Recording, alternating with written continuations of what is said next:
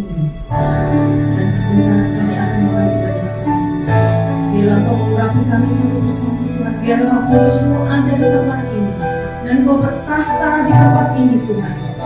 Dalam setiap ujian kami, setiap pernikahan kami, setiap ibadah kami, Engkau ada di tempat ini. Layakan kami Tuhan Yesus, ampuni kami. Dan sampai ibadah kami dari awal. Terima kasih Tuhan Yesus. Kita yang percaya sama-sama. Amin. Kita sama-sama puji Tuhan.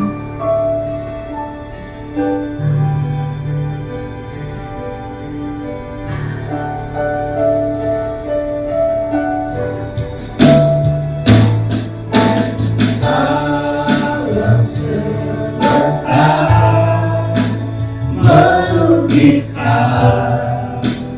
kebesaran Tuhan, bumi dan surga menyanyikan kemuliaan nama-Mu.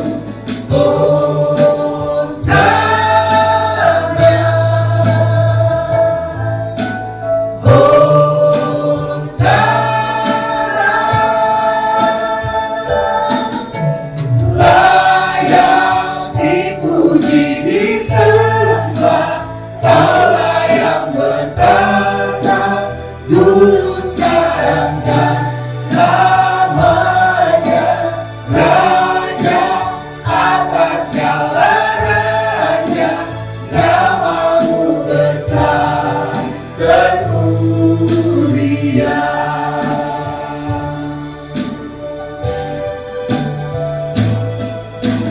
Alam semesta melukiskan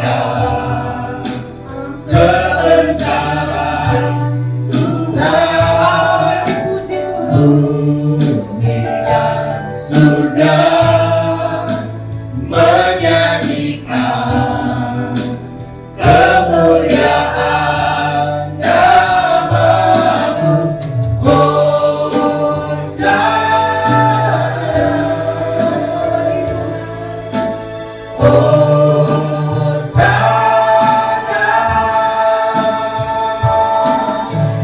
Layak dipuji disembah, Kaulah yang bertata dulu sekarang dan selamanya.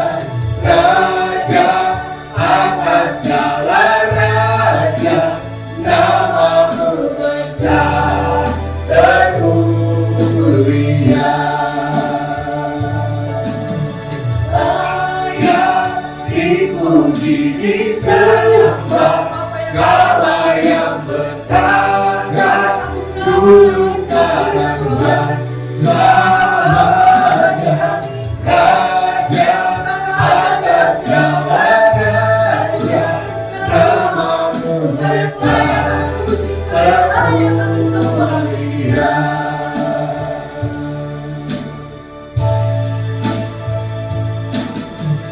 Layak dipuji disembah, Kaulah yang bertata dulu sekarang dan selamanya.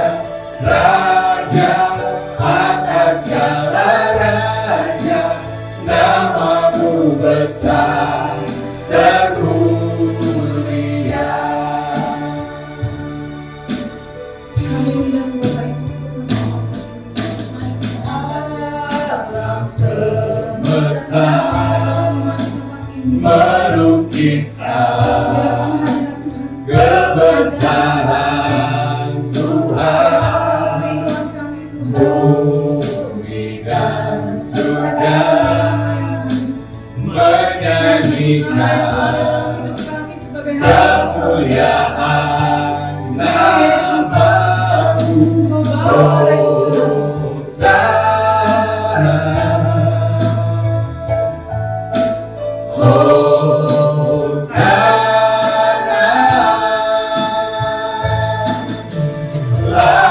yang dipuji disembah, Kaulah yang bertata dulu sekarang dan selamanya, Raja atas segala raja, namamu besar kemuliaan, besar kemuliaan, namamu besar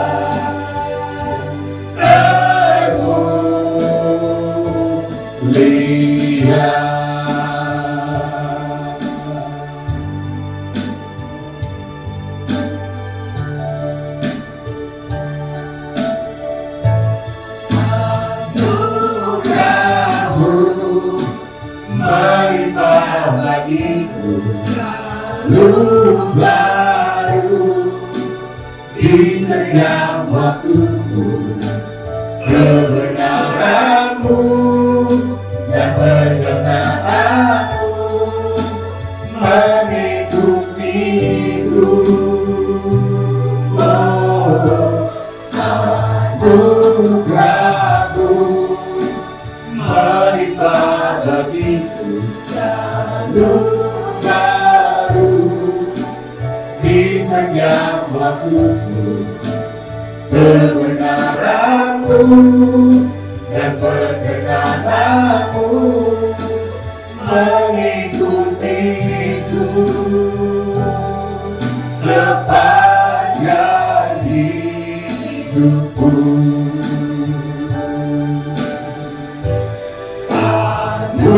Anugerahmu melimpah bagiku, selalu baru di setiap waktuku, kebenaranmu dan perkenananmu mengikutiku. Oh, anugerahmu melimpah bagiku, selalu baru di setiap waktu, kebenaranmu dan perkenananmu mengikutiku sepanjang hidupku.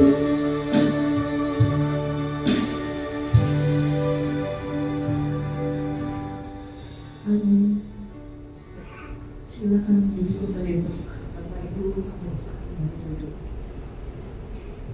Haleluya, ada amin siang hari ini. Amin. Amin. Terima kasih untuk semua yang hadir di tempat ini di Mount Heaven Church, juga yang ada, mungkin masih ada yang di jalan yang ingin menuju ke gereja ini, rumah Tuhan yang ada di Ratu Plaza. Kita berdoa semua untuk teman-teman yang masih di luar sana, mungkin karena cuaca hujan, Tuhan lancarkan semuanya, tibakan mereka dengan selamat. Dan Tuhan memberkati untuk tempat ini, setiap kursi-kursi yang ada di dalam rumah Tuhan ini, di dalam gereja ini. Tuhan akan berkati untuk semua jiwa-jiwa yang hadir di tempat ini, dan biarkan semuanya bisa bertumbuh di tempat ini.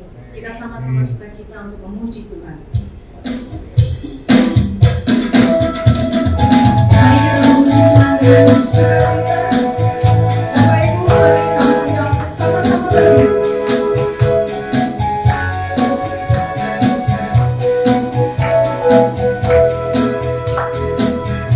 Dalam Yesus kita bersaudara, dalam Yesus kita bersaudara, dalam Yesus kita bersaudara, sekarang dan selamanya. Dalam Yesus kita bersaudara, dalam Yesus kita sukacita, Ada sukacita di dalam Yesus ada sukacita, dalam Yesus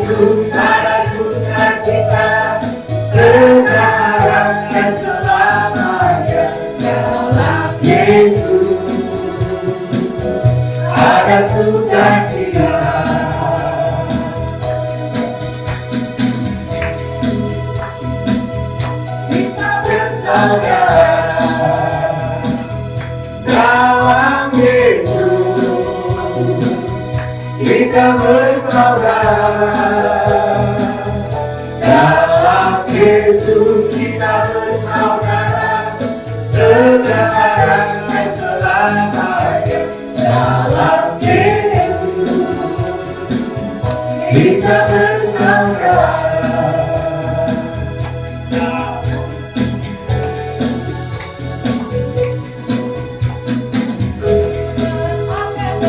Yesus, Kau yang susah dan sedih, nama itu menghiburmu, karena saya tak pergi. Namanya pengharapan dunia, indahlah namanya, sudah percaya saya.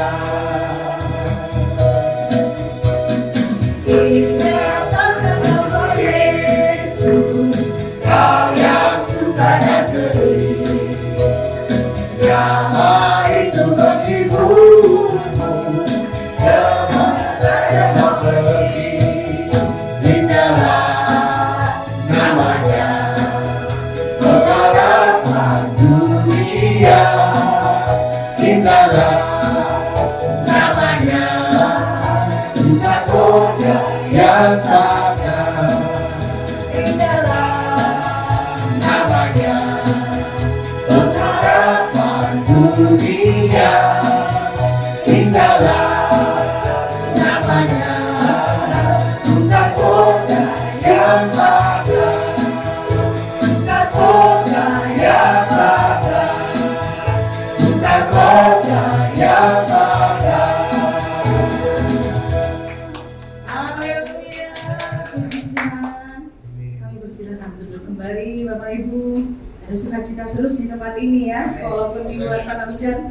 Ya, yang barusan hadir, yang bergabung, puji Tuhan. Sebelum kita masuk ke firman Tuhan, ada satu pujian yang sama-sama akan kita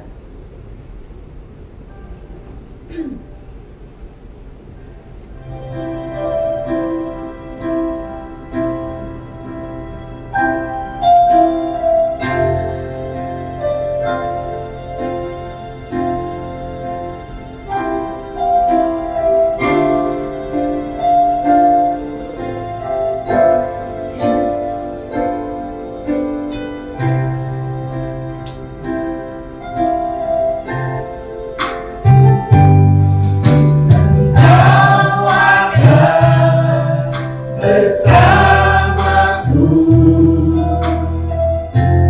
di setiap musim hidupku, tak pernah Kau biarkan ku sendiri.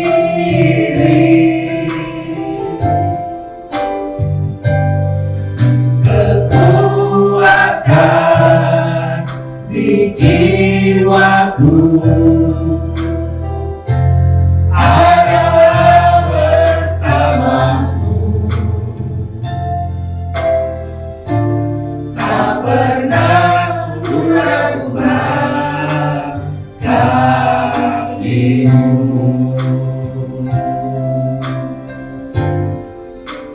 Bersamamu Bapa, ku lewati semua perjalanan-Mu yang teguhkan hatiku. Engkau yang bertindak, memberi pertolongan,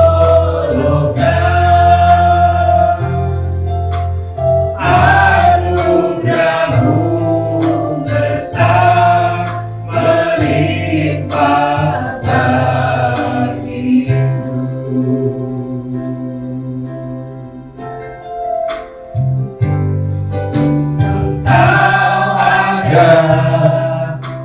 Bersamaku Kau ada setiap hari di setiap musim hidupku, Kau berapi kami Tuhan. tak pernah Kau biarkan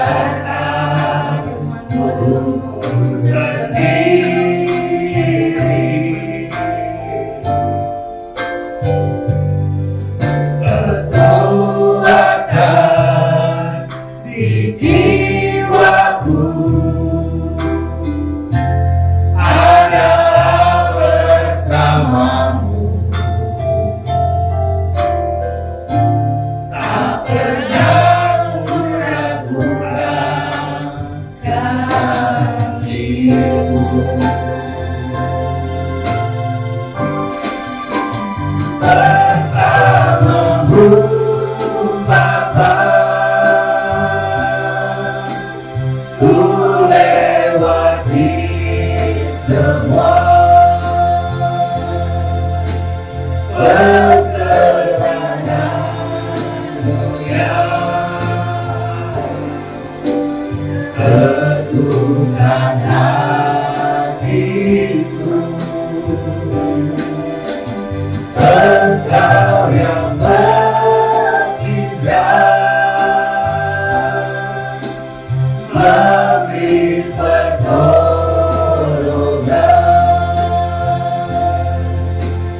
Anugerahmu besar melimpah bagiku.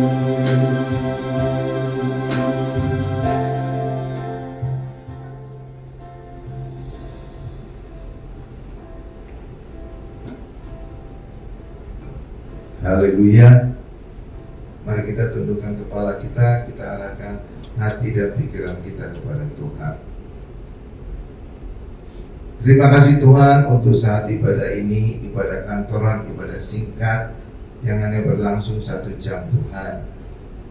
Kami mau hadir, ini semua pasti karena kami punya kerinduan yang besar akan Tuhan Yesus.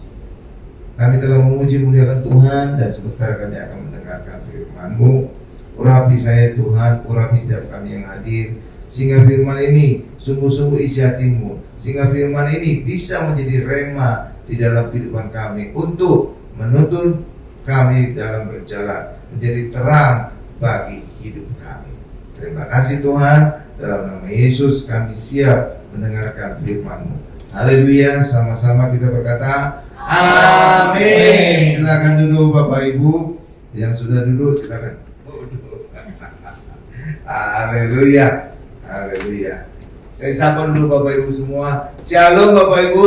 Shalom. Puji Tuhan. Iya.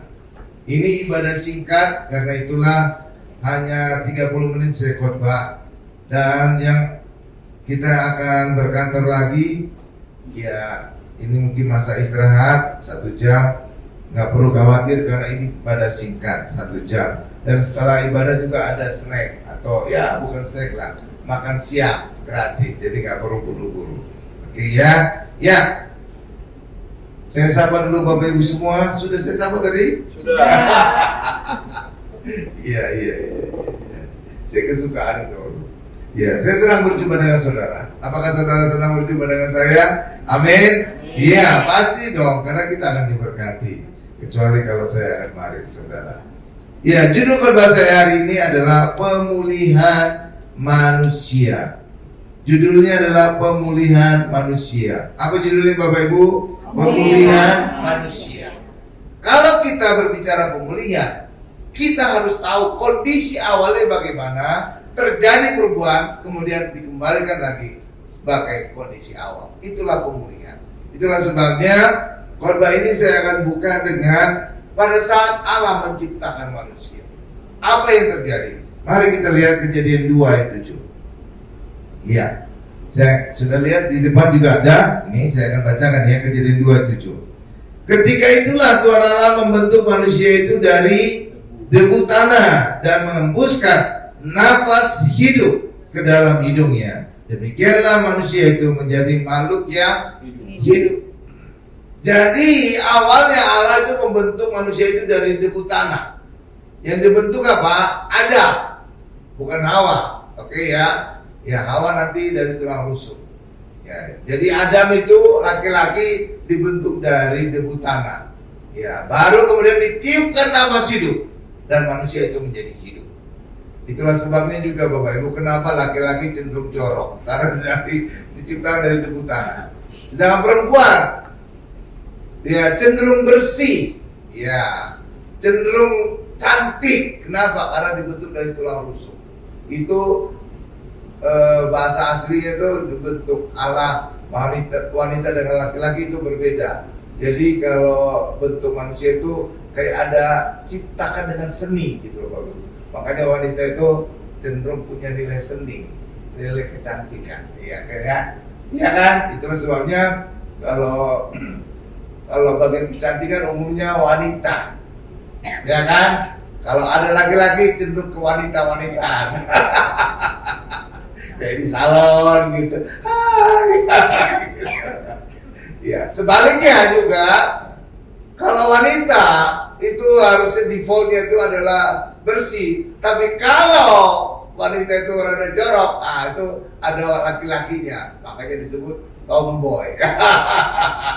Gitu ya. Jadi itu memang kodrat alam. Oke ya. Nah, kembali ke ayat tadi. Itu intermezzo.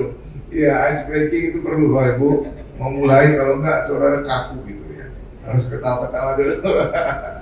Ya, jadi awalnya misalkan Bapak Ibu manusia itu dibentuk dari debu tanah ya. Debu tanah. Misalkan ini kembang ini, bunga ini Bapak Ibu, ini awalnya debu tanah misalkan.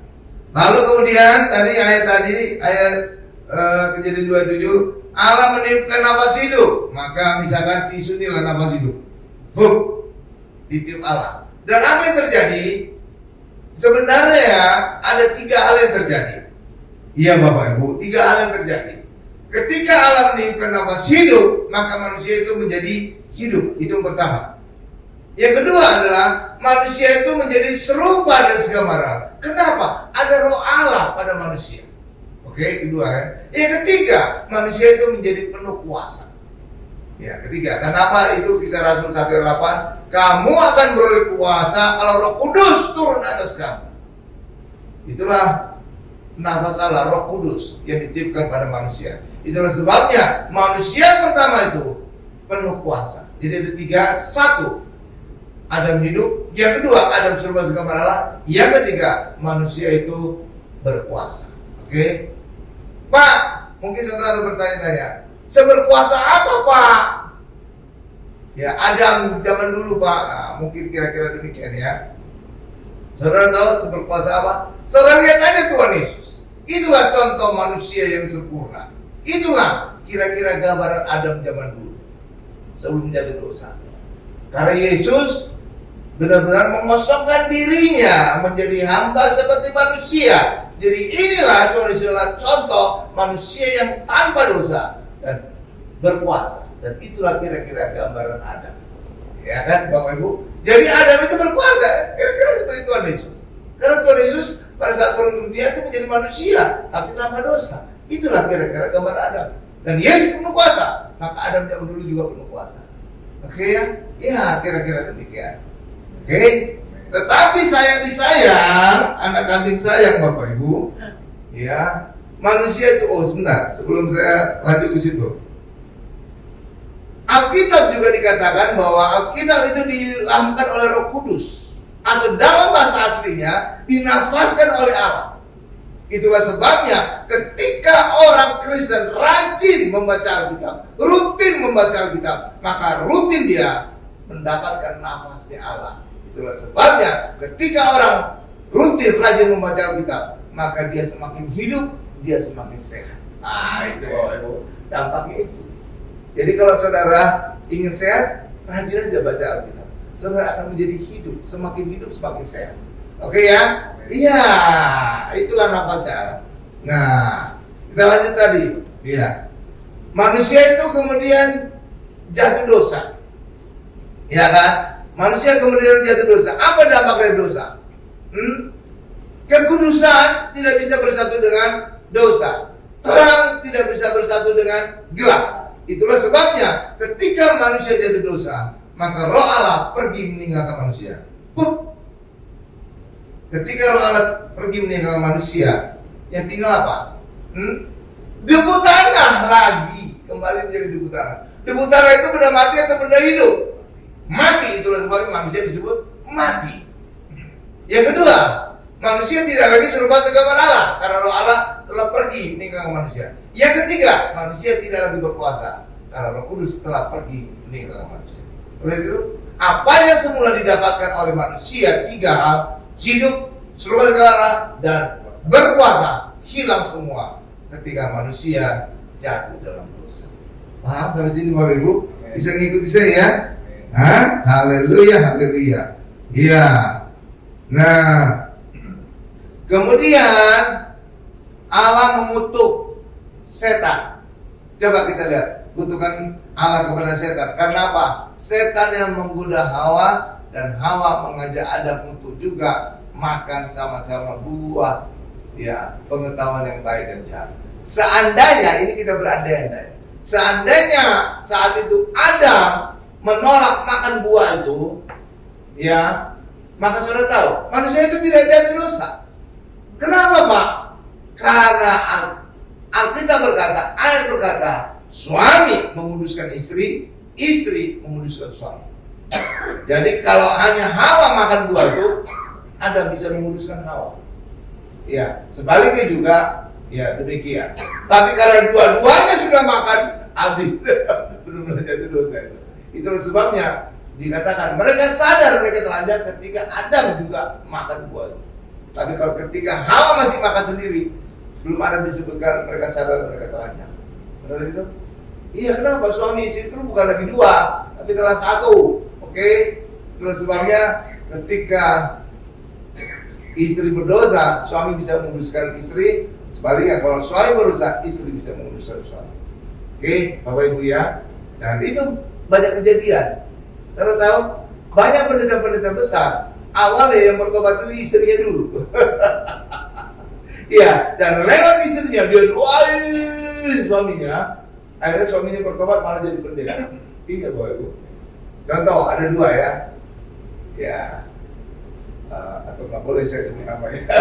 Gereja yang besar, terbesar di Indonesia, di Jakarta lah. Nah, itu ibunya dulu yang bertobat. Lalu kemudian dia doain suami akhirnya jadi bertobat dan malah jadi gembala besar di Jakarta. Oke ya, satu-satunya gereja yang bisa katakan Natal di GBK. Soalnya cari aja itu. Saya nggak enak menyebutkan namanya ya. Nah yang kedua itu ini pendeta di gereja itu juga yang jago karate, yang bintang film laga. Nah zaman dulu Bapak Ibu. Nah itu jago banget dulu. Oh gitu Bapak Ibu ya. Nah itu juga istrinya duluan bertobat, didoakan suaminya, akhirnya suaminya bisa menjadi pendeta. Nah, tapi sudah meninggal dua-duanya. Dua pendeta ini sudah meninggal. Iya kan? Iya. Jadi ketika suami istri itu harus salah satu ya bisa menguduskan. Oke, Bapak Ibu ya. Oke. Makanya ketika jalan-jalan ke luar negeri gitu Bapak Ibu, kadang-kadang kan ada tour guide itu ngajak semua rombongan untuk datang ke kelenteng atau datang ke vihara atau datang ke tempat ibadah orang-orang lain tuh Bapak Ibu ya. Istri kayaknya pingin masuk ikut gitu. Silakan aja, tapi saya enggak. Kenapa? Karena ketika dia kembali langsung saya doa dikuduskan dalam nama Yesus. Supaya apa? Supaya ya apapun dia tadi di dalam itu saya kuduskan gitu Bapak Ibu. Oke ya, jadi harus ada salah satu yang ini, oke, yang bisa saling menguduskan. Paham ya? Jangan dua-duanya amblas. Ya kan kalau tertarik itu kita diajak gitu kunjungan ke tempat-tempat ibadah orang lain gitu Pak Ibu. Iya. Kalau saya nggak pernah mau ikut, istri saya ya pingin tahu aja gitu. Tapi setelah kembali di bis doakan. Dikuduskan dalam nama Yesus. Apapun yang dia lihat. Oke ya. Nah, jadi sekarang coba kita lihat kutukan Allah kepada ular. Ini banyak rahasia loh kutukan Allah kepada ular ini. Iya, banyak orang nggak lihat, tapi kita lihat hari ini ya. Coba Kejadian 3 ayat 15. Nih, ini tambahan ayat Bu. Tambahan ayat. Kejadian 3 ayat 14. Nah, nih. Ya, naikin sedikit lagi Bu. Biar, ya, sip. Ya, pas. Satu ayat penuh nih. Nih saya bacakan ya. Lalu berfirmanlah Tuhan Allah kepada ular itu, karena engkau berbuat demikian, terkutuklah engkau di antara segala ternak dan di antara segala binatang hutan dengan perut mula. Stop. Katakan dengan saya, perut mula. Nah, stop. Lanjut. Engkau akan menjalar dan debu tanah lah. Katakan sama saya, debu tanah lah. Akan kau makan seumur hidup. Ada dua hal yang saya akan jelaskan. Pertama, dengan perut mula engkau akan menjalar. Banyak orang nggak lihat di sini rahasia ya. Apa rahasianya Pak? Rahasianya banyak masalah timbul dari perut. Nah, gitu Bapak Ibu. Manusia jatuh dosa, kenapa? Makan. Ya kan? Iya, perut, urusan perut. Abang tengah ini Bapak Ibu. Ya. Elimelek meninggalkan dan lain. Kenapa? Kelaparan. Sehingga dia pindah ke Moab bersama Naomi dan dua putranya. Karena perut. Oke? Ya, Esau menjual hak kesulungannya. Kenapa? Karena perut. Dia lapar. Hak kesulungan itu nggak ada gunanya kalau aku mati. Ya, dia jual hak kesulungannya kepada Yakub dengan semangkok kacang merah. Benar kan? Dan perut kan? Tuh. Jadi perut ini seringkali menimbulkan sesuai dengan itu dari kutukan Allah. Ya, dengan perut mula engkau menjalar, jadi setan atau dosa menjalar karena perut. Nah, itu satu. Oke? Luar biasa kan? Yang kedua, penyakit juga banyak menjalar karena perut. Banyak makan babi hong, kita kolesterol tinggi. Banyak makan yang manis-manis, orang diabetes. Nah, itu kan jadi menjalar karena perut. Saudara itu? Iya. Oke? Iya, karena itulah ya awasi perut kita. ya, kita jaga-jaga. Jangan pula kita makan semua ya. Oke? Ya. Saya sebenarnya ya agak kurang bisa nahan selera gitu. Kalau daerah ya makan aja urusan hati. Oke ya, itu pertama saya jelaskan. Yang kedua tadi apa? Debu tanah lah akan kau makan seumur hidupmu. Nah, tadi manusia diciptakan dari debu tanah. Tapi ketika diciptakan nafas hidup, maka menjadi hidup ya. Tetapi ketika manusia jatuh dosa, Roh Kudus tidak lagi bisa tinggal pada manusia. Karena gelap dan terang tidak mungkin bersatu. Dosa dan kekudusan tidak mungkin bersatu. Itu sebabnya Roh Kudus pergi meninggalkan manusia. Yang tinggal apa tadi ini? Debu tanah. Dan inilah yang dimakan oleh setan. Jadi orang berdosa yang tidak punya Roh Kudus bisa dimakan oleh setan. Karena memang itu nubuatan. Debu tanahlah akan kau makan seumur hidup. Itulah sebabnya kalau saudara perhatikan, di dalam kitab Kejadian, setan digambarkan ular kecil yang bisa menjalan di pohon. Tapi karena dia berabad-abad, beribu tahun sudah makan manusia berdosa, maka kitab Wahyu di akhir, saudara lihat, ular itu telah menjadi ular naga, dragon. Lihat itu? Itu baru kebetulan itu. Karena apa? Udah makan manusia berdosa selama ribuan tahun. Hingga dalam kitab Wahyu, ular itu bukan lagi ular kecil, tapi menjadi dragon. Ular naga. Iya, kan? Baru tahu kan? Iya, jadi banyak singkapan itu. Oke, Bapak Ibu ya. Iya. Nah, sebaliknya mungkin saudara bertanya lagi kritis, Pak, kalau orang Kristen gimana, Pak? Apakah kita termasuk debu tanah? Tidak. Kenapa? Karena sekarang kita telah kembali punya Roh Allah. Itulah sebabnya kita disebut bait Roh Kudus. Dan bait Roh Kudus menjamin kita roh yang ada dalam kita lebih besar dari roh-roh yang ada dalam dunia, lebih besar dari setan. Terus sebabnya setan tidak bisa memakan orang Kristen. Begitu? Dan juga kalau kita sungguh-sungguh dalam Tuhan, setan, santet, pelet, budak-budak tidak mempan pada orang Kristen. Benar, Bapak? Benar. Kecuali kalau kita yang mengundang sendiri, saudara kantong jimat, gitu. Saudara udah buka jalan itu, ya kan? Tapi kalau saudara nggak nyimpan-nyimpan benda-benda kayak gitu, jimat atau segala macam, saudara tidak akan mempan di santet, pelet, budak-budak, nggak mempan. Iya, bahkan diracun sekalipun saudara nggak mempan, asal saudara nggak tahu, asal saudara nggak sengaja, benar ya. Tapi kalau saudara sengaja, baygon itu rasanya apa sih? Menurut hati saudara. Tapi kalau saudara diracun orang, saudara nggak mempan. Oke ya, iya, oke. Nah, dampak yang kedua, ketika manusia jatuh dosa apa Bapak Ibu? Manusia itu terpisah dengan Allah. Karena kekudusan tidak mungkin bersatu dengan dosa. Ya, terang tidak mungkin bersatu dengan gelap. Makanya ketika manusia berdosa, maka Allah terpisah dengan manusia.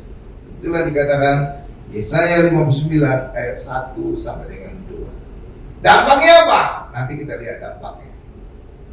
Yesaya 59 ayat 1 dengan 2.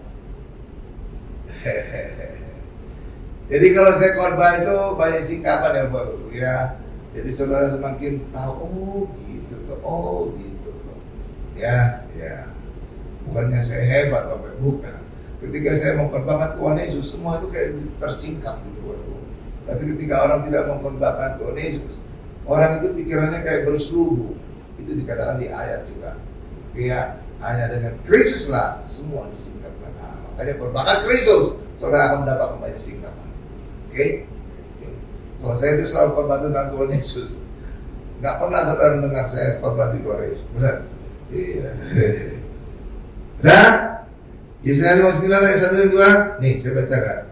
Sesungguhnya tangan Tuhan tidak kurang panjang untuk menyelamatkan, dan pendengarannya tidak kurang tajam untuk mendengar. Ayat 2. Tetapi yang merupakan pemisah antara kamu dan Allahmu ialah segala kejahatanmu, dan yang membuat dia menyembunyikan diri terhadap kamu sehingga ia tidak mendengar ialah segala dosamu.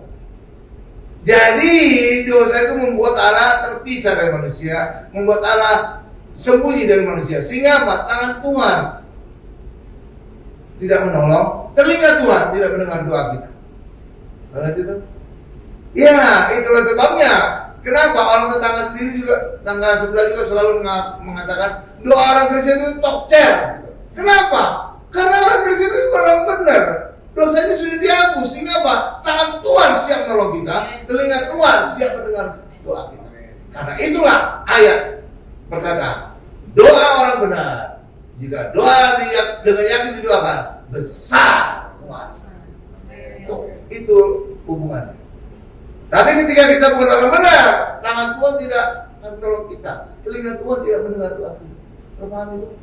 Sama. Tuh. Jadi itu hubungannya. Makanya kayaknya kok dua orang Kristen tokcer. Iya, karena kita orang benar. Kita benar bukan karena perbuatan kita, tapi kita benar karena Yesus yang memberikan kebenarannya bagi kita. Oke? Iya. Iya, itulah rahasianya kenapa orang Kristen itu doanya kok tokcer gitu ya. Bapak. Iya, karena telinga Tuhan mendengar doa kita. Tangan Tuhan menolong kita. Tuh. Iya. Oke ya? Iya. Nah, sekarang kita lihat dosa kita sudah dihapuskan oleh Tuhan Yesus. Jadi ketika manusia tadi berdosa debu tanah, itu bisa dimakan oleh setan. Allah tidak membiarkan kondisi ini terjadi terus. Selama itu sebabnya Allah ingin kembali memulihkan manusia, dan pemulihan itu terjadi ketika dosa kita dihapus. Dan dosa kita dihapus, maka Tuhan Yesus diputus untuk menebus dosa kita. Oke ya? Iya. Coba kita lihat Yohanes 1 ayat 29.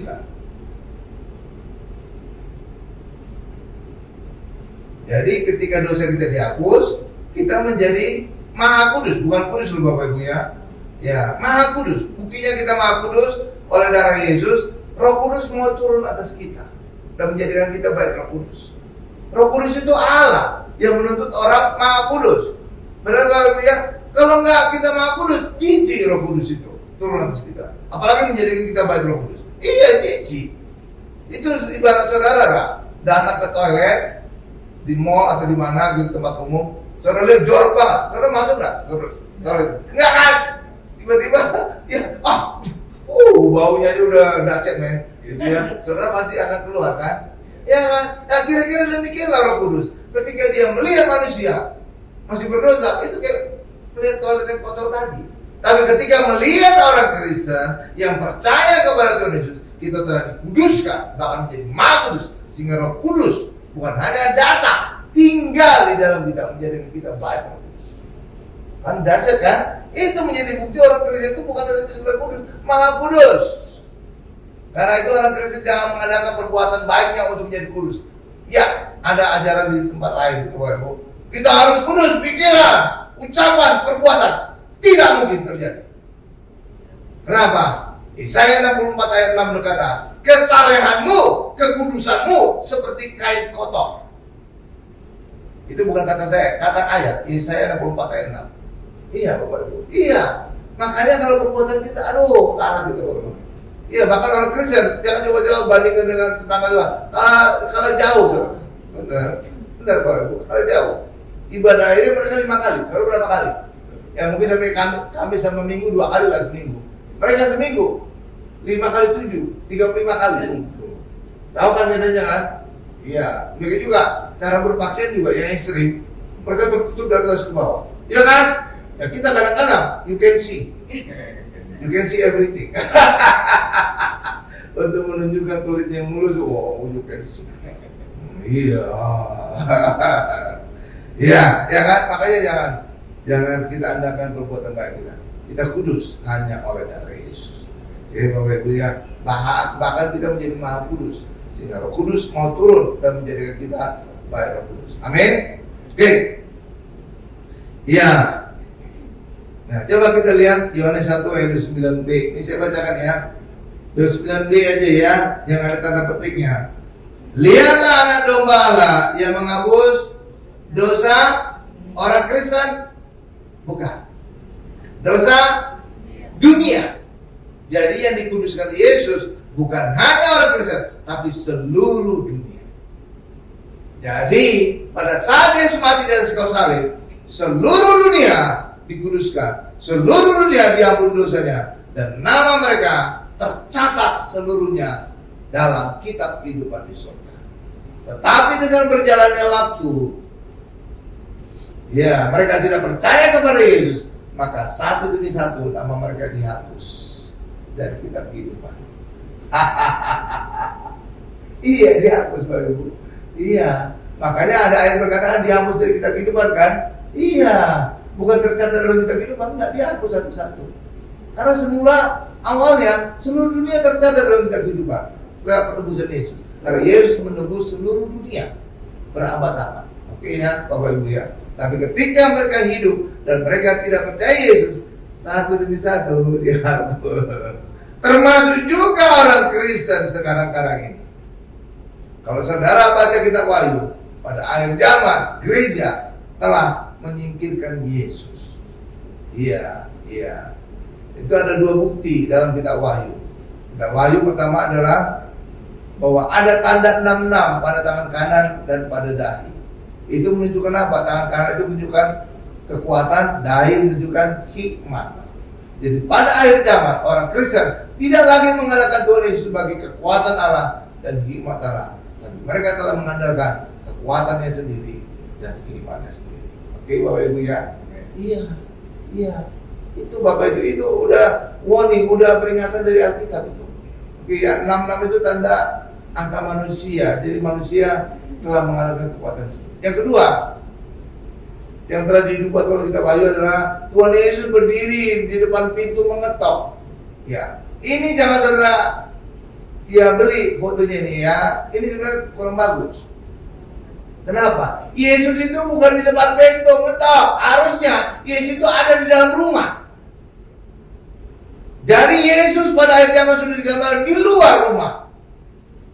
Jadi Tuhan Yesus kasihan pada akhir zaman orang tidak lagi percaya kepada Yesus, termasuk juga orang Kristen telah menyingkirkan Yesus. Saudara tahu, Yesus berdiri di depan pintu itu bukan untuk kepada orang yang belum percaya Yesus, enggak, kepada gereja. Kalau saudara baca perikopnya, judul perikopnya apa? Jemaat Laodikia. Itu. Jadi itu adalah peringatan Allah kepada jemaat Laodikia atau gereja Laodikia. Dan gereja Laodikia adalah gereja akhir zaman, gambaran gereja akhir zaman. Jadi pada akhir zaman gereja-gereja telah meninggalkan Tuhan Yesus. Rahasia. Buktinya apa Pak? Ya saudara buktikan sendiri aja. Di gereja saudara masing-masing, bahkan juga di YouTube saudara dengar aja. Pendeta sekarang percaya tentang Tuhan Yesus enggak? Saudara nanti akan bingung. Saudara akan tercengang. Nama Yesus ini nggak pernah disebut. Iya, buktikan aja sendiri. Kalau nggak percaya. Sekarang manusia, pendeta mengkhotbahkan tentang etika, perilaku manusia. Ini boleh, ini nggak boleh, ini boleh. Tuhan Yesus nggak disebut. Iya, bahkan persetannya gitu. Loh, Tuhan Yesus nggak disebut. Udah disebut Tuhan. Tuhan itu bukan Tuhan Yesus. Kalau Tuhan aja, tetangga sebelah juga menyebut Tuhan. Pancasilanya menyebut Tuhan. Ketuhanan yang Maha Esa. Ya kan? Coba saudara sebut Yesus. Gerah mereka. Jangan lagi sebut Tuhan. Harus ada Kristusnya. Yesus atau Tuhan Yesus kan gitu. Coba beda ya. Coba saya di Pancasila, coba saya bisa bayangkan ke Yesusan yang Maha Esa, kan nggak ada kan? Nah, kan? Iya, pasti risih mereka. Tapi ke Tuhan yang Maha Esa kan? Iya kan? Iya kan, nama Yesus itu nama berkuasa. Ya, orang yang di luar sana pasti risih itu. Ya benar. Karena itu pendeta harus menyebutkan nama Yesus dalam khotbahnya. Oke? Jangan lagi ngomong tentang manusia lah. Oke ya. Ya, etika, perilaku itu sekarang diperbaiki pendeta-pendeta. Ya kan? Rumah tangga, rahasia rumah tangga yang bagus gitu kan. Rahasia mendidik anak, perilaku orang Kristen yang baik. Kayak gitu sekarang umumnya. Nggak lagi ngomong tentang Tuhan Yesus. Dan itu benar rubah pada kita Wahyu, Tuhan Yesus sudah disingkirkan. Ini kasihan ya. Oh, makanya saya bertekad dalam hati selalu mengkorbankan Tuhan Yesus. Oke, terus lanjut. Karena itulah orang Kristen harus berfokus pada Tuhan Yesus. Kalau tidak nanti nama kita juga terhapus dari kitab kehidupan. Dan gereja Mount Hermon sudah bertekad juga bahwa kita berfokus kepada Tuhan Yesus, khususnya saya gembala, fokus Tuhan Yesus agar nama kita tetap tercatat di surga. Itulah moto gereja kita. Menyiapkan jemaat yang layak bagi Tuhan untuk tercatat di surga. Caranya berfokus kepada Tuhan Yesus. Paham Bapak Ibu ya? Nah, coba sekarang kita lihat pemulihan manusia itu terjadi ketika Yesus menghapuskan dosa. Dan ditujukan dengan yang terjadi pada murid-murid. Ketika Yesus mati menghapus dosa manusia, 3 hari kemudian Yesus bangkit, 50 hari kemudian Roh Kudus turun, terjadi Pentakosta. Kita baca ayatnya. Jadi Pentakosta bisa terjadi karena apa? Manusia telah dikuduskan oleh Yesus. Ketika terjadi Pentakosta, itulah pemulihan manusia selesai. Paham Bapak Ibu ya? Iya, Pentakosta itulah akhir dari pemulihan manusia. Karena manusia kembali punya Roh Kudus, bahkan kita menjadi baik Roh Kudus. Itu kondisi sama seperti Adam dan Hawa sebelum jatuh dosa. Paham? Ya, Kisah 2 ayat 1-4, lalu loncat ayat 11. Nah, di depan sudah ada, saya bacakan ya. Ketika tiba hari Pentakosta, semua orang percaya berkumpul di satu tempat. Tiba-tiba turunlah dari langit suatu bunyi seperti tiupan angin keras yang memenuhi seluruh rumah di mana mereka duduk. Ayat 3. Dan tampaklah kepada mereka lidah-lidah seperti nyala api. Katakan bersama saya, lidah-lidah seperti nyala api. Seperti nyala api. Ya, stop. Yang bertebaran dan hingga pada mereka masing-masing. Ayat 4. Maka penuhlah mereka dengan Roh Kudus, lalu mereka mulai berkata-kata dalam bahasa-bahasa lain seperti yang diberikan Roh itu kepada mereka untuk mengatakannya. Ayat 11, loncat. Baik orang Yahudi maupun penganut agama Yahudi, orang Kreta dan orang Arab, kita mendengar mereka berkata-kata dalam bahasa kita sendiri tentang perbuatan-perbuatan yang besar yang dilakukan Allah. Ada saya jelaskan ada 2 hal ya. Yang pertama tadi saya minta lidah-lidah seperti nyala api. Saudara pernah bertanya enggak? Pada saat Tuhan Yesus dibaptis, Roh Kudus turun dalam wujud apa? Burung merpati. Benar kan? Kenapa pada saat Pentakosta bukan burung merpati? Ada apa dalam wujud lidah-lidah seperti apa? Orang sudah kritis bertanya demikian dalam hati. Kenapa tidak wujudnya burung merpati? Kenapa lidah-lidah seperti api? Kenapa lidah-lidah seperti api? Karena Roh Kudus akan memberikan perkataan kepada murid-murid untuk diucapkan. Kalau dalam wujud burung merpati, nanti bunyinya cik cik cik cik cik cik cik. Jadi dalam wujud lidah-lidah seperti api. Karena Roh Kudus akan memberikan perkataan untuk murid-murid ucapan. Apa perkataan itu? Ayat 11 ya tadi. Ya, coba saya baca lagi. Baik orang Yahudi maupun penganut agama Yahudi, orang Kreta dan orang Arab, kita mendengar mereka berkata-kata dalam masa kita sendiri tentang apa? Perbuatan besar yang dilakukan Allah. Jadi sekarang orang Kristen telah beroleh Roh Kudus dan itu terjadi pada saat kita dibaptis, maka hendaknya orang Kristen memperkatakan perbuatan-perbuatan besar dari Allah. Bukan lagi bicara tentang manusia, bukan lagi bicara tentang etika, bukan lagi bicara tentang psikologi, bukan lagi berbicara tentang perilaku manusia, tapi hendaklah kita memperkatakan perbuatan besar dari Allah. Karena kita kondisinya sama seperti murid-murid ketika mengalami Pentakosta. Oke, Bapak Ibu ya. Sekarang kita sudah mengalami Roh Kudus, kita telah baik Roh Kudus, maka hendaknya kita melakukan hal yang sama, memperkatakan perbuatan-perbuatan besar dari Allah. Paham Bapak Ibu ya? Bukan lagi perbuatan manusia. Ya lihat itu, dahsyat men. Tapi kan nggak tahu gimana, banyak pendeta masih mukul banget tentang manusia. Nah, saya jadi curiga nih, pendeta itu ada Roh Kudus atau enggak? Roh Kudus sekali.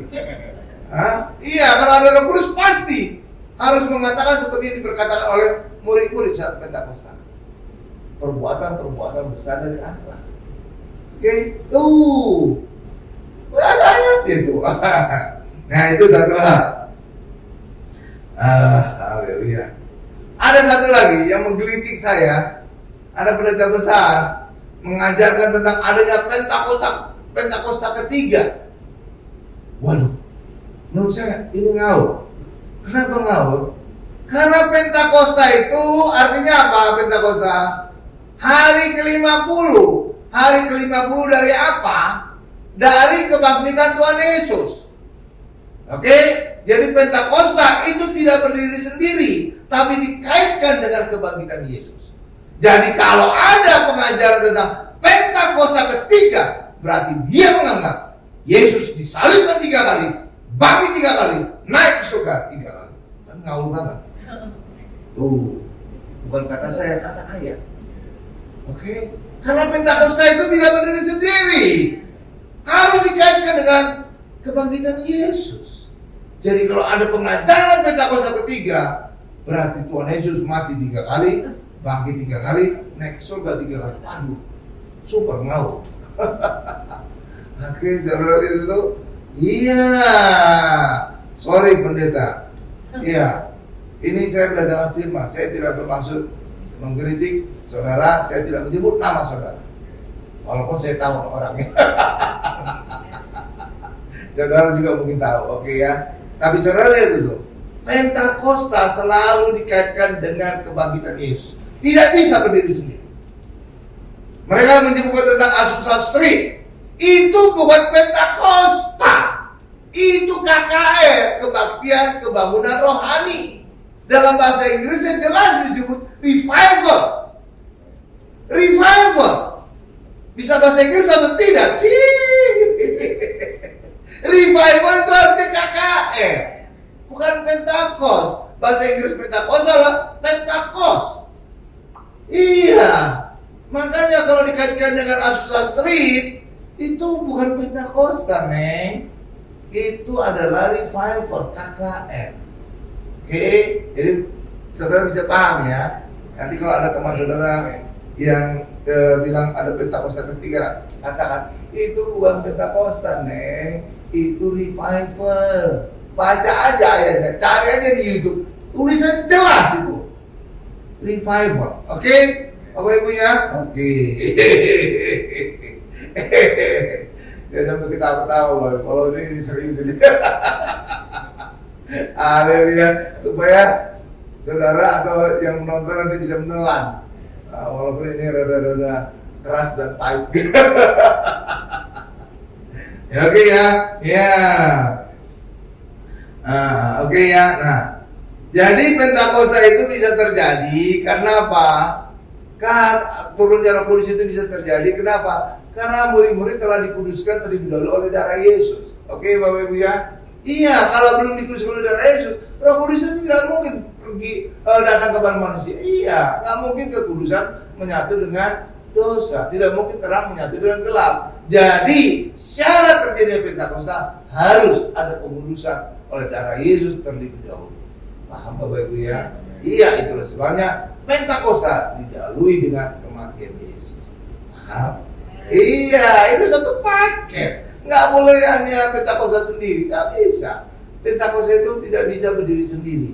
Dia harus punya syarat, harus manusia itu dikuduskan oleh darah Yesus sehingga Roh Kudus tidak turun dan menjadikan kita baik terkudus. Paham Bapak Ibu? Nah, haleluya.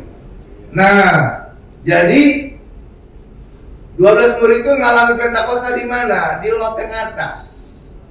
Kenapa terjadinya di situ? Saudara pernah bertanya-tanya, kenapa terjadinya Pentakosta di loteng atas? Kenapa tidak terjadinya di Yerusalem? Kenapa tidak terjadinya di Bethlehem? Kenapa tidak terjadinya di Nazaret?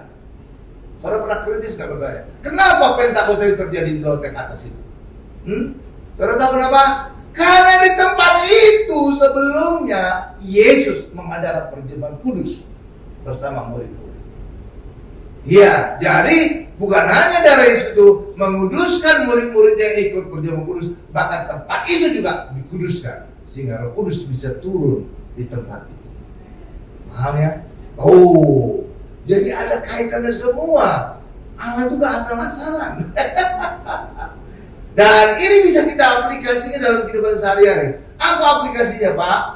Aplikasinya begini. Mungkin saudara pernah dengar ada rumah hantu gitu ya. Ya mungkin di rumah itu pernah ada terjadi kematian, ada yang bunuh diri atau juga yang terbunuh oleh pencuri dan segala macam. Jadi rumah itu jadi kayak ada hantu-hantunya gitu.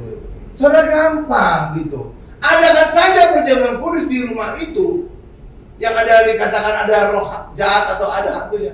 Maka saat saudara selesai perjamuan kudus, maka tempat itu menjadi bersih dari kuasa-kuasa gelap. Iya, gampang gitu Bapak Ibu. Sehingga apa? Ketika saudara dengar ada rumah hantu di Pondok Indah, saudara perjamuan kudus di situ, maka saudara dapatkan rumah Pondok Indah harga Bekasi. Iya Bapak Ibu. Iya. Bisa kan? Iya, penerapannya gitu. Dan itu juga terjadi pada segitiga Bermuda. Segitiga Bermuda itu banyak, ada kapal hilang, ada pesawat hilang, segala macam. Saudara tahu kenapa bisa terjadi hilang-hilang itu? Karena di situ banyak kematian. Iya, di segitiga Bermuda itu banyak kematian. Saudara tahu posisi segitiga Bermuda? Itu antara Florida dengan Afrika. Antara Florida Amerika dengan Afrika. Iya Bapak Ibu.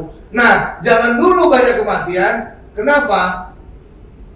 Karena dulu zaman perbudakan banyak orang-orang Afrika itu diangkut ke Amerika dan mereka diperlakukan dengan sadis sehingga banyak yang mati, dan ketika mereka mati dibuang ke laut.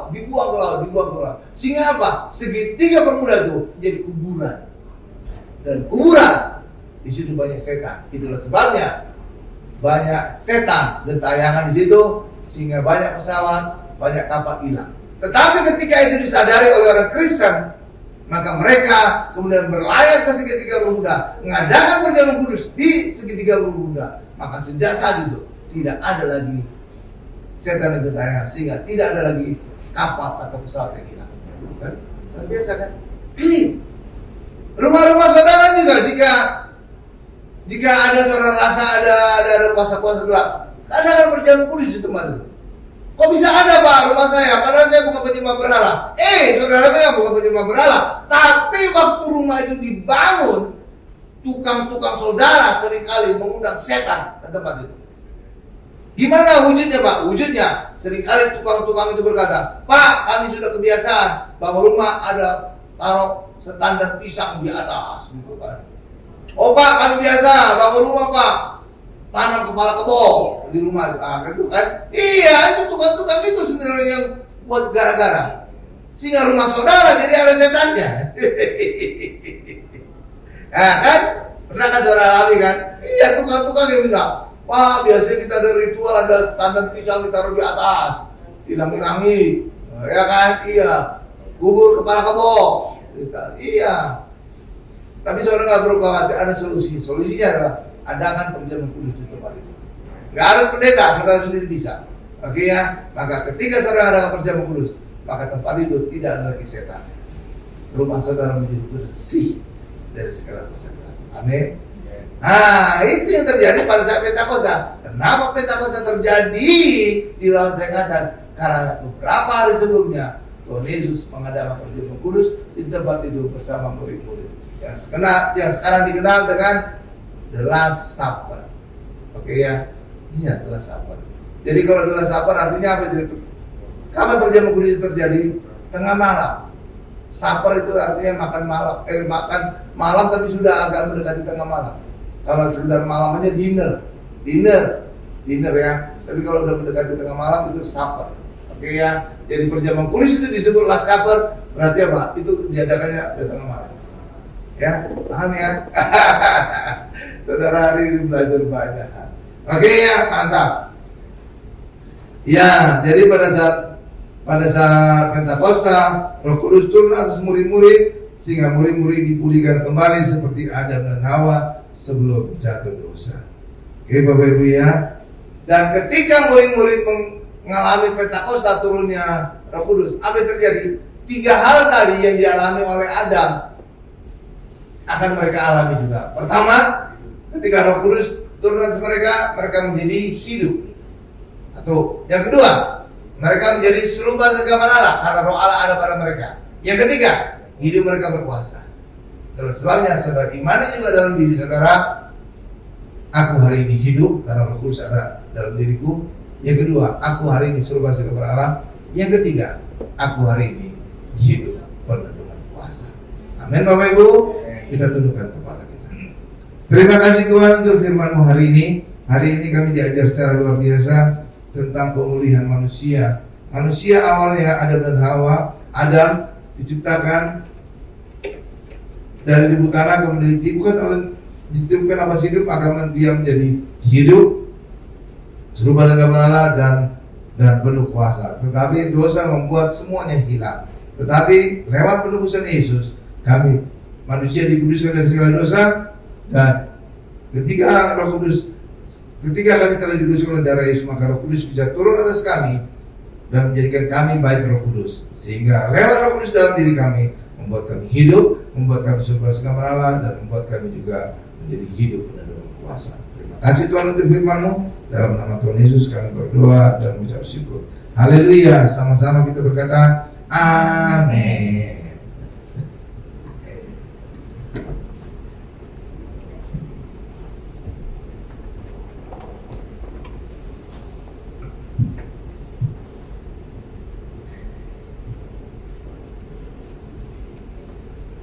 Amin, puji Tuhan. Bapak Ibu, kita sudah mendengarkan firman Tuhan yang disampaikan oleh Bapak Gembala kita, Bapak Dr. Insinyur Hari Saragi. Terima kasih Pak Gembala untuk semua firman hari ini yang membuka sikap untuk kita banyak pembelajaran pada siang hari ini. Yang banyak kita belum tahu, ternyata Pak Gembala kita luar biasa. Saya merasakan tadi sepertinya waktu zaman saya kuliah kalah ini materi-materinya. Luar biasa. Ternyata memang Tuhan kita di atas segalanya. Harus mengkhotbahkan tentang Tuhan Yesus. Dan kita jangan pernah menjadi golongan yang seperti Pak Gembala sampaikan tadi, menjadi golongan yang mau menyingkirkan Tuhan Yesus. Tapi kita harus mengangkat karena kita sudah dikuduskan oleh Tuhan Yesus. Sepertinya itu yang bisa saya simpulkan Pak Gembala ya untuk siang hari ini untuk kita semua. Puji Tuhan, terima kasih. Baik, ada pengumuman persembahan. Ayo kita masuk persembahan.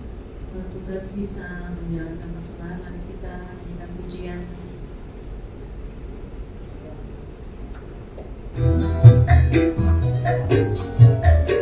Kita memberikan persembahan Tuhan dengan sukacita. Oh betapa indahnya dan betapa eloknya bila saudara seiman hidup dalam persatuan.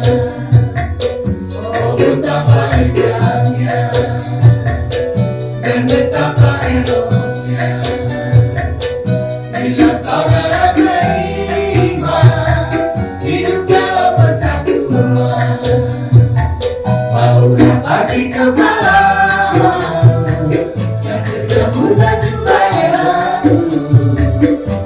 Tapi aku nyadari mengalir terpuji Sion. Mari berikanlah Tuhan akan berkat-berkat curahkan kehidupan untuk selamanya. Oh betapa indahnya, oh betapa indahnya, oh betapa indahnya.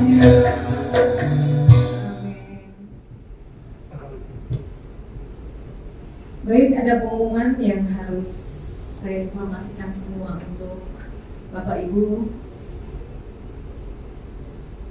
Yang pertama, terima kasih kepada Bapak Gembala kita, Bapak Pendeta Dr. Insinyur Hari Saragi atas pemberitaan firman-Nya. Tuhan Yesus memberkati Pak Gembala beserta keluarga tentunya.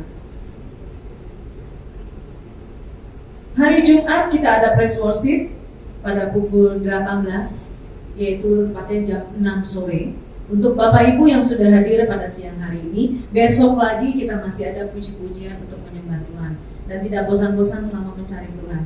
Tetap Tuhan Yesus yang kita bawa. Seperti khotbah tadi oleh Pak Gembala, tetap harus mencari Tuhan Yesus. Iya. Untuk ibadah di Mount Hermon Church, yang tempatnya ada di Ratu Plaza ini, hari Minggu untuk tanggal 3 Maret 2024, dan setiap hari Minggunya kita ada 3 kali ibadah. Oh ya, maaf Bapak Ibu yang hari ini sudah hadir beribadah, nanti setelah ibadah ini kami akan bagikan untuk makan siang. Terima kasih. Saya lupa menyampaikan tadi ya, sudah ada yang terburu-buru untuk kembali ke tempat kerjanya. Mohon maaf.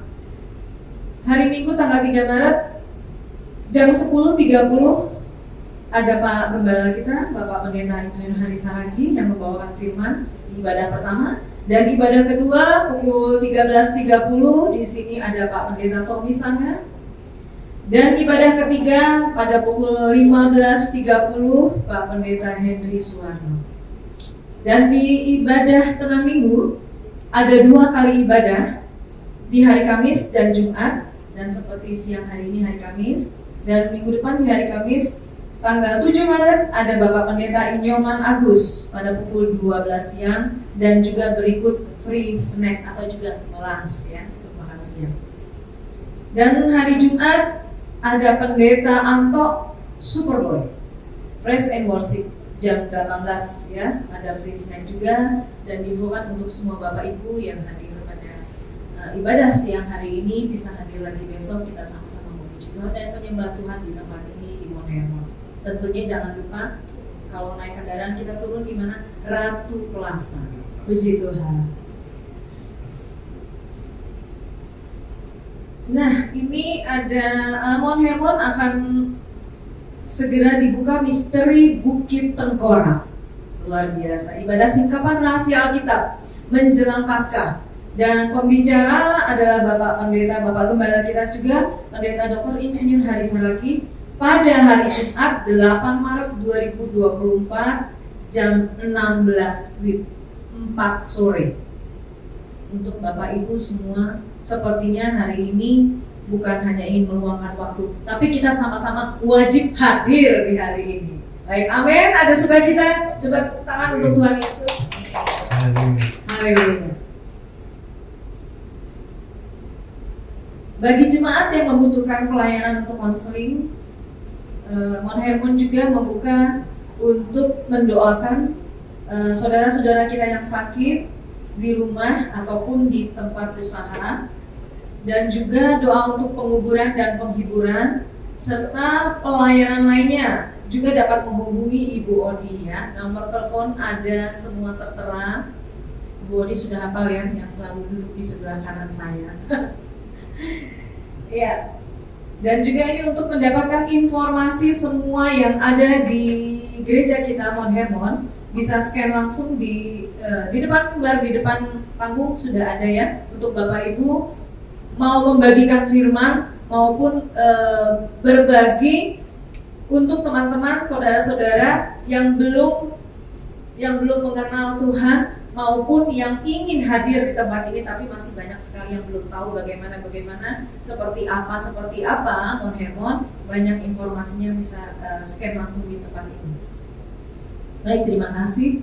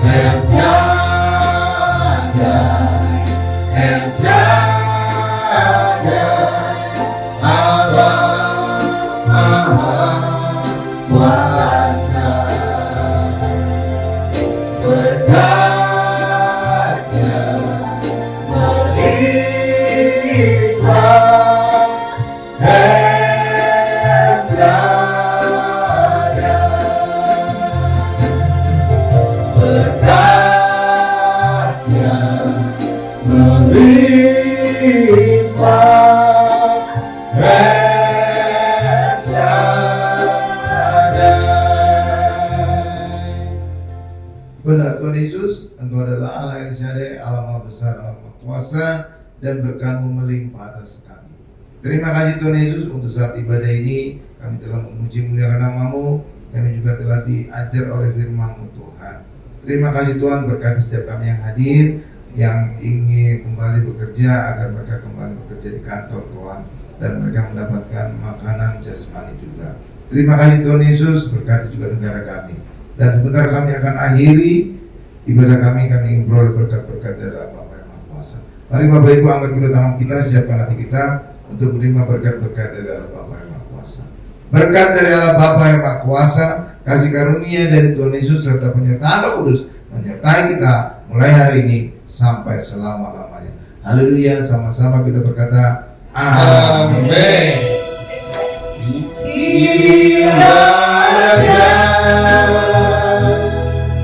Engkau memberkati aku berlimpah-limpah dan memperluas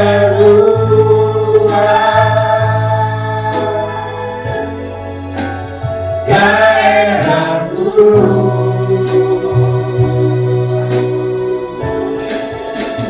dan kiranya tanganmu menyertai aku dan melindungi aku daripada malapetaka, sehingga kesakitan tidak menimpa